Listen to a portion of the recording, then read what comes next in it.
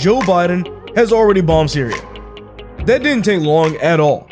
If you've been counting the days, didn't take long before he was already basically getting ready to start an entirely new war that we haven't had to deal with in a long time.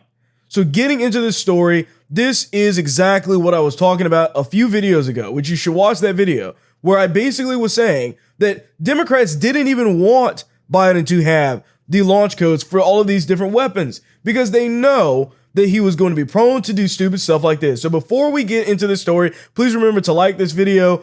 And the best way that you can help me out here is to share this video as well and let everyone know what is going on with this Biden administration. So, news story just yesterday. Biden bombed Syria to punish Iran for attacks on the U.S. Now, he personally approved the U.S. airstrikes on Syria Thursday in response to recent Iranian-backed militia attacks on U.S. forces in Iraq. And the Biden airstrikes repeatedly targeted a facility in Syria belonging to Iranian-backed militias. Once again, this is exactly what a lot of people were predicting would happen and would take place if they let Biden get into the White House. So 2 days after Biden took over the White House last month, in this photo, you can see it, U.S. troops were already entering Syria from Iraq, signaling a reversal of President Trump's efforts to end the U.S. involvement in foreign wars. Trump talked about this all the time, that he was going to get us out of these foreign wars, that all of these things that were taking place where we had to just always be involved in the drama of other countries that had nothing to do with us. He was going to end that, get rid of that. But you have Biden that does this airstrike. And all of this was predictable because we saw that Joe Biden was focused on Syria. The troops were going there. He was getting ready for this 2 days after going into office. And a few of the actual people figured this out. So Jack Posobiec, he actually knew what was going to happen already. He pointed out that one thing people aren't picking up on is how focused the Biden White House is on Syria.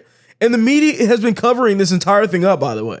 They didn't want to report on this at all. And trust me, if Trump had been doing this, you would have been hearing about this also nonstop. So all of this is just really ridiculous. And I'm trying to figure out how long is it going to be before Democrats, maybe some other people that have at least some common sense, regret voting for Biden.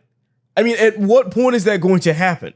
Trump was the one that actually was keeping us out of these wars. I mean, the low gas prices, the fact that we didn't have to deal with any wars for 4 years. We took it for granted. Many people took that for granted. And now they're eating their words. They're eating that vote because this is what you got. This is what you voted for. And that is what is really crazy about all of that. I don't know what else to say. You know, if we're not in a war by the end of this year, I'd be completely surprised because the way that Biden is doing all of this is exactly how Obama did all this. Horrible foreign policy. They have no idea what they're doing when it comes down to all of this stuff. And he's just giving the approval to do all of that. And now you fully understand why people wanted all of those launch codes to be taken out of his hands. He should not have any say in this because this fool will completely forget why he bombed Syria in the first place tomorrow. I'd be surprised if he even knows what he even did because he's just there to just push buttons and just be an empty suit for other people to kind of dictate their whole plan through. And check this tweet out here. This is from 2019 in June. And the actual tweet from Biden says, Trump's erratic, impulsive actions are the last thing we need as commander in chief. No president should order a military strike without fully understanding the consequences. We don't need another war in the Middle East, but Trump's action towards Iran only make that more likely. Really? Really, Joe? Okay. So I guess to be fair, folks, he probably doesn't remember any of this at all because this is exactly what Joe Biden does. He'll say one thing one day. I mean, he probably didn't even come up with the words for this tweet. Who knows? But the point is that he's going to say whatever it takes to attack Trump, but the second he's in office, he does worse.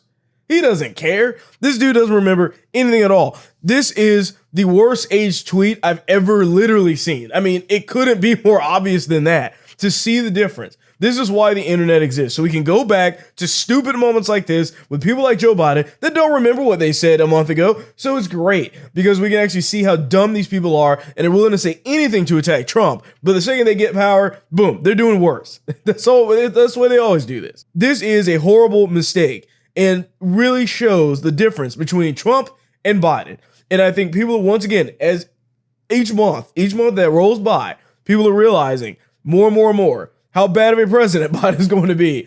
It is only going to be a matter of time before we really see ourselves involved in another war. I hope it doesn't come to that, but that's what it's looking like. So with that being said, I thank you for watching this video, and I'll see you on the next one.